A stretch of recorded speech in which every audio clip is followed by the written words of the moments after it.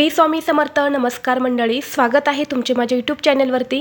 आजचा दिवस तुम्हाला खूप छान सुखाचा आनंदाचा जाऊ हीच मी स्वामींच्या चरणी प्रार्थना करते आणि आज या नवीन व्हिडिओला सुरुवात करते.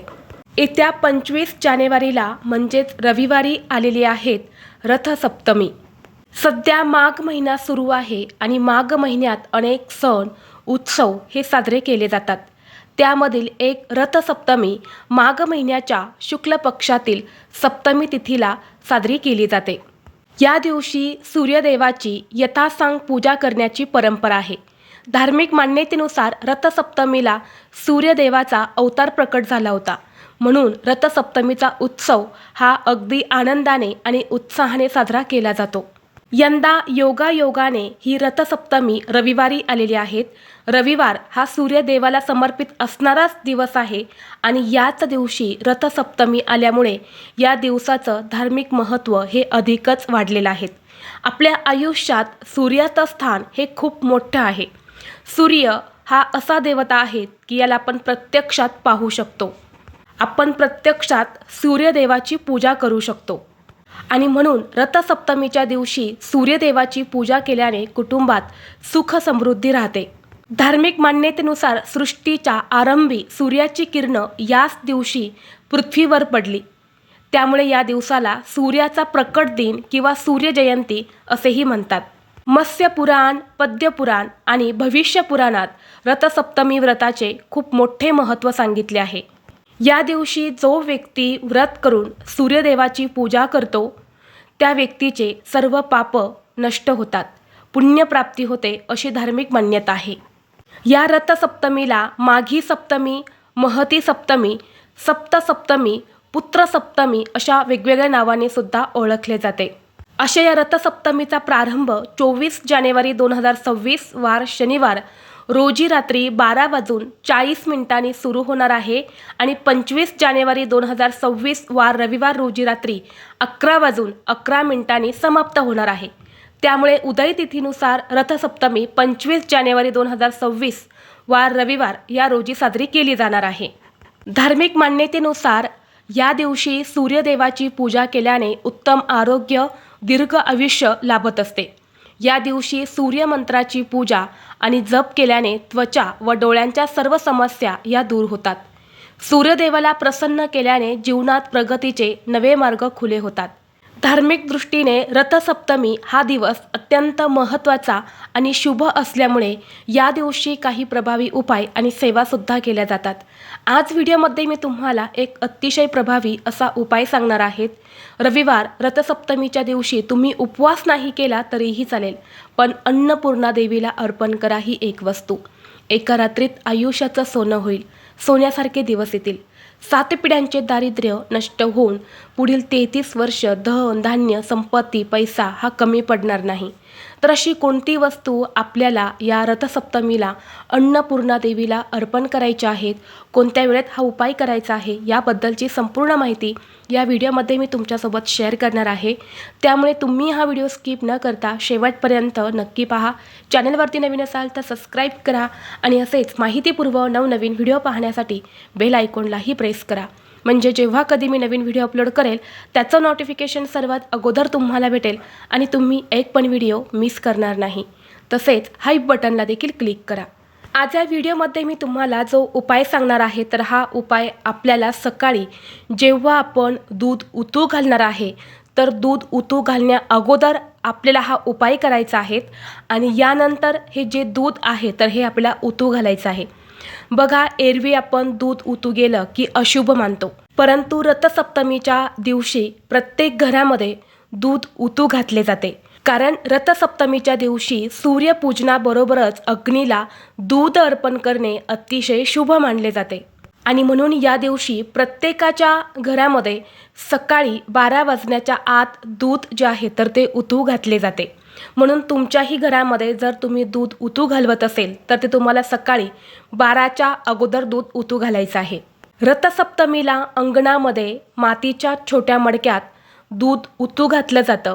दूध ज्या दिशेला उतू जाईल तिकडे समृद्धी येते असं म्हटलं जातं आणि म्हणून दूध उत्तर दिशेला उतू घालणे अतिशय शुभ मानले जाते.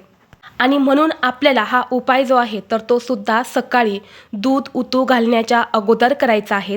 म्हणजेच सकाळी 12 वाजण्याच्या अगोदरच आपल्याला हा उपाय जो आहे तर तो करायचा आहे. ज्या प्रकारे आपल्या घरावर आपल्यावर माता लक्ष्मीची कृपा असावी, अगदी त्याचप्रमाणे माता अन्नपूर्णेची कृपा देखील आपल्या घरावर असणं खूप महत्त्वाचं आहे. आपल्या हिंदू धर्मामध्ये अन्नपूर्णा मातेला खूप महत्त्व दिलं जातं. म्हणून पहा, जेव्हा आपल्या हिंदू धर्मामध्ये मुलीचं लग्न होतं आणि जेव्हा मुलगी लग्न करून सासरी जाते, तेव्हा सासरी जाताना आई वडील मुलीला अन्नपूर्णा मातेची मूर्ती देत असतात, जेणेकरून ज्या घरात आपली मुलगी जाईल त्या घरात अन्नपूर्णेच्या स्वरूपात जाईल. तिच्या कृपेने त्या घरात अन्नधान्य, संपत्ती, पैसा हा कमी पडणार नाही. आणि एरवी आपण अन्नपूर्णा मातेची विशेष अशी काही पूजा करत नाही, परंतु जेव्हा एखादी विशेष तिथी असते तेव्हा अन्नपूर्णा मातेची पूजा करणे अत्यंत शुभ मानलं जातं. रविवारी आपण आपल्या घरामध्ये दूध उतू घालवणार आहे. ज्या दिशेला दूध उतू जातं त्या दिशेने आपली प्रगती होते असं म्हटलं जातं. आणि म्हणून या दिवशी आपल्याला घरामध्ये अन्नपूर्णा मातेची पूजा करणं अत्यंत महत्त्वाचं मानलं जातं. आपल्या घरामध्ये जर सतत पैशांच्या आर्थिक अडचणी येत असेल, आलेला पैसा घरामध्ये टिकत नसेल, घरामध्ये अन्नधान्य टिकत नसेल, खाल्लेल्या अन्नातून कुटुंबामध्ये बाधा होत असेल किंवा घरातून जास्त प्रमाणामध्ये अन्नधान्य वाया जात असेल, कष्ट आणि मेहनत करूनही तुमच्या कष्टाला आणि मेहनतीला यश मिळत नसेल, योग्य मोबदला मिळत नसेल, कोणत्याही कामामध्ये तुम्हाला यश मिळत नसेल किंवा घरामध्ये सुख, शांती, समृद्धी ही टिकत नसेल, काही ना काही घरामध्ये संकट, अडचणी, अडथळे, दुःख हे सुरूच असेल, तर तुम्ही उद्या म्हणजेच रविवारी रथसप्तमीला ही एक वस्तू अन्नपूर्णा मातेला अवश्य अर्पण करा. अन्नपूर्णा मातेच्या कृपेने घरातील सर्व संकट, अडचणी, अडथळे दूर होतील. आता हा उपाय करण्यापूर्वी तुम्हाला सर्वप्रथम रविवारी सकाळी लवकर उठायचं आहे, स्वच्छ स्नान करायचं आहे. या दिवशी स्नानाला अनन्यसाधारण महत्त्व आहे. म्हणून अंघोळीच्या पाण्यामध्ये थोडेसे तीळ, गंगाजल, लाल चंदन टाकून तुम्हाला स्नान करायचं आहे. यानंतर सर्वप्रथम स्नान करून झालं की सूर्यदेवाला जल अर्पण करायचंच आहे. सूर्यदेवाला जल अर्पण करताना त्यामध्ये लाल चंदन, हळद, कुंकू, अक्षदा, पांढरे तीळ असं हे जल तुम्हाला सूर्यदेवाला अर्पण करायचं आहे. अर्पण करत असताना ओम गृहिणी सूर्याय नमः या मंत्राचा जप करावा आणि यानंतर तुम्हाला हा उपाय जो आहे तर तो करायचा आहे. आता आपण आपल्या घरामध्ये दूध उतू घालवणार आहे, तर ते दूध उतू घालण्या अगोदर हा उपाय तुम्हाला करायचा आहे. तर सकाळी 12 वाजण्याच्या अगोदर दूध उतू घातलं जातं, त्यामुळे आपल्याला हा उपाय देखील सकाळी 12 वाजण्याच्या अगोदरच करायचा आहे. तर तुम्हाला काय करायचं आहे, एका प्लेटमध्ये सप्तधान्य घ्यायचं आहे. त्यामध्ये तुम्हाला तांदूळ, पांढरे तीळ हे अवश्य घ्यायचे आहेत. यासोबतच तुम्ही गहू, ज्वारी, बाजरी किंवा इतर कुठलंही कडधान्य असेल तर ते देखील तुम्ही घेऊ शकता. हे सगळं धान्य एकत्र मिक्स करून तुम्हाला एका वाटीमध्ये किंवा प्लेटमध्ये घ्यायचं आहे. यानंतर तुम्हाला अन्नपूर्णा मातेच्या मूर्तीवरती अभिषेक करायचा आहे. अभिषेक हा तुम्ही तुमच्या देवघरासमोरच करायचा आहे. त्यामुळे सर्वप्रथम देवघरातील देवांची पूजा करून घ्यायची आहे. तुपाचा किंवा तेलाचा दिवा लावायचा आहे. यानंतर अन्नपूर्णा मातेची मूर्ती ही तुम्हाला ताम्हणामध्ये घ्यायची आहे. त्या मूर्तीवरती तुम्हाला अभिषेक करायचा आहे. शुद्ध पाण्याने किंवा पंचामृताने तुम्ही अभिषेक केला तरीही चालेल. अभिषेक करत असताना ओम अन्नपूर्णा देव्य नमः, ओम अन्नपूर्णा देव्य नमः या मंत्राचा जप करायचा आहे किंवा तुम्ही अन्नपूर्णा स्तोत्राचा पठण देखील करू शकता. अभिषेक करून झाला की अन्नपूर्णा मातेची मूर्ती व्यवस्थित स्वच्छ पुसून घ्यायची आहे. एक वाटी घ्यायची आहे. त्या वाटीमध्ये तुम्हाला हळदीने स्वस्तिक काढायचं आहे. त्या स्वस्तिकमधले 4 बिंदू आणि कडाच्या 2 लाईनसुद्धा द्यायच्या आहे. आणि त्यानंतर त्या वाटीमध्ये त्या स्वस्तिकवरती ही अन्नपूर्णा मातेची मूर्ती तुम्हाला ठेवायची आहे. यानंतर जे सप्तधान्य आपण एका वाटीमध्ये घेतलेलं आहे, तर ते सप्तधान्य आपल्याला आपल्या उजव्या हाताची जी 5 बोटं असतात तर त्या 5 बोटांनी त्या अन्नपूर्णा मातेच्या मस्तकावरती अर्पण करायचे आहे. अर्पण करत असताना सुद्धा तुम्हाला अन्नपूर्णा स्तोत्राचं पठण करायचं आहे किंवा ओम अन्नपूर्णा देव्य नमः या मंत्राचा जप देखील तुम्ही करू शकता. हे सप्तधान्य आपल्याला इतकं अर्पण करायचं आहे की त्या मूर्तीच्या खांद्यांपर्यंत येईल एवढं धान्य आपल्याला अर्पण करायचं आहे. यानंतर अन्नपूर्णा मातेला हळद, कुंकू, अक्षदा, फुले अर्पण करायची आहे. धूप, दीप, अगरबत्ती ववाळून घ्यायची आहे आणि ती अन्नपूर्णा मातेची मूर्ती त्या धान्यासहित तुम्हाला ती प्लेट उचलून घ्यायची आहे आणि आपल्या स्वयंपाकघरामध्ये घेऊन जायची आहे. त्यानंतर आपल्या स्वयंपाकघरामध्ये तुम्हाला गॅसपाशी एक स्वस्तिक काढायचं आहे आणि तिथे तुम्हाला स्वयंपाकघरामध्ये ही अन्नपूर्णा मातेची मूर्ती ठेवून तिथे सुद्धा अन्नपूर्णा मातेची पूजा करायची आहे. गॅस शेगडीची पूजा करायची आहे आणि दोन्ही हात जोडून अन्नपूर्णा मातेला मनोभावे प्रार्थना करायची आहे. आमच्या घरामध्ये बरकत यावी, घरातील गरिबी दरिद्रता दूर व्हावी, घरामध्ये कधीही अन्नधान्य संपत्ती पैसा हा कमी पडू नये, खाल्लेल्या अन्नातून कुटुंबाला बाधा होऊ नये, अशी मनोभावे तुम्हाला अन्नपूर्णा मातेला प्रार्थना करायची आहे. आणि यानंतर तुम्हाला दूध उतू घालायचं आहे. शक्यतो दूध उतू घालताना भांडं तुम्ही असं ठेवा की त्यातलं दूध हे उत्तर दिशेला उतू जाईल. उत्तर ही दिशा बघा कुबेरांची, माता लक्ष्मीची दिशा मानली जाते आणि म्हणून या दिशेला दूध उतू जाणे अत्यंत शुभ मानले जाते. किंवा पूर्व दिशेला हे दूध उतू गेले तरीसुद्धा शुभ मानले जाते, कारण पूर्व दिशा ही सूर्यदेवाची दिशा मानली जाते. तर अशा पद्धतीने तुम्हाला हे दूध उतू घालायचं आहे. आणि बघा, जेव्हा तुम्ही दूध उतू घालणार आहे तेव्हा त्या दुधामध्ये थोडंसं केसर, पांढरे तीळ आणि साखर घालायचे आहे. आणि यानंतर हा दुधाचा नैवेद्य आपल्याला सूर्यदेवाला, अन्नपूर्णा मातेला सुद्धा आवर्जून दाखवायचा आहे. आणि यानंतरच घरातील सर्वांनी प्रसाद म्हणून ते दूध ग्रहण करायचं आहे. आता ही जी अन्नपूर्णा मातेची मूर्ती आहे तर ही संपूर्ण दिवसभर तुमच्या स्वयंपाकघरामध्येच ठेवायची आहे.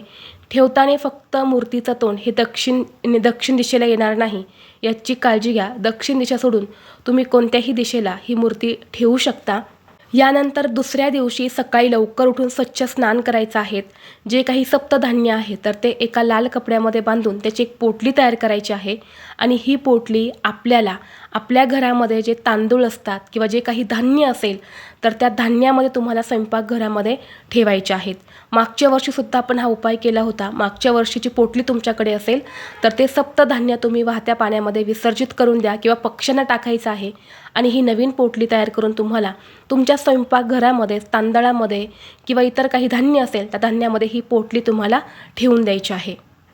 आणि अन्नपूर्णा मातेची मूर्ती ही परत वाटीमध्ये तांदूळ घ्या आणि तांदळामध्ये ठेवून आपल्या देवघरामध्ये तुम्हाला ठेवून द्यायचे आहे. तर अशा पद्धतीने हा अत्यंत प्रभावी आणि छोटासा उपाय तुम्हाला रविवारी रथसप्तमीला करायचा आहे. उपाय नक्की करा. हा उपाय केल्याने आपल्या कुटुंबाची प्रगती होते, घरातून अन्नधान्य वाया जात नाही, घरात पैसे येण्याचे सर्व मार्ग हे देखील मोकळे होतात. आणि बघा, जिथे अन्नपूर्णा माता प्रसन्न असते ना तिथेच लक्ष्मी येत असते. म्हणून अन्नपूर्णा मातेची पूजा करणंसुद्धा तितकंच महत्त्वाचं आहे. तर ही अत्यंत महत्त्वाची माहिती मला तुमच्यापर्यंत शेअर करायची होती. व्हिडिओ तुम्हाला आवडला तर लाईक करा, चॅनलवरती नवीन असाल तर सबस्क्राईब करा आणि हा व्हिडिओ आपल्या मित्रपरिवारासोबत जास्तीत जास्त शेअर करा. चला तर मग भेटू असंच पुढल्या एका नवीन व्हिडिओमध्ये. तोपर्यंत सर्वांना श्री स्वामी समर्थ.